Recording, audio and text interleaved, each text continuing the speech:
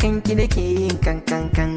Kanki kai na namance yan mata, sabagin kinki ne ya saka ni na ɗaukar gata. Mai gini sai ya shirya, sabulu ke yin wanki, ni dai akan kina gane gonata. Karbi kalamai na bani kalamanki, za mu yi zancen soyayya manufata.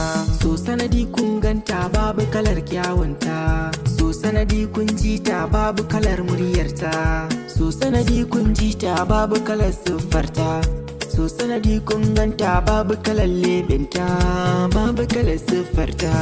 In ka ganta sai ka so ta, ko ka kita sai ka bita, ko danken halayya.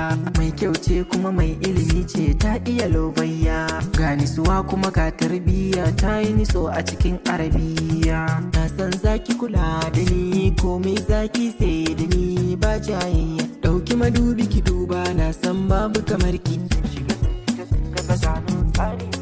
Tun daga Saudiya, Indiya, Germany babu kamar ki. Babu kamar ki ɗawisu, babu kamar ki kin fi su, babu kamar ki kin shagaban su, babu kamar ki kin fi su, babu kamar ki kin fi su tawa.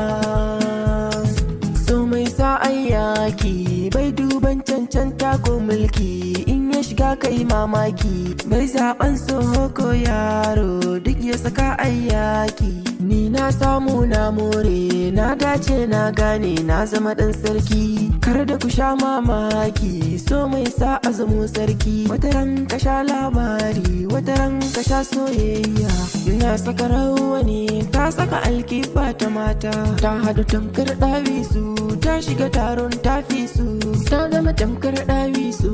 Inda ka ganta a farko sai ka so ka kara ganinta, ko dankin halinta, ko dankin suranta, ko dankin lebenta, ko dankin fiskanta. Wannan hakan ne, so sanadi kun ganta, so sanadi kun ganta, so sanadi kun ganta babu kalar kyawunta, so sanadi kun ganta babu kalar siffarta.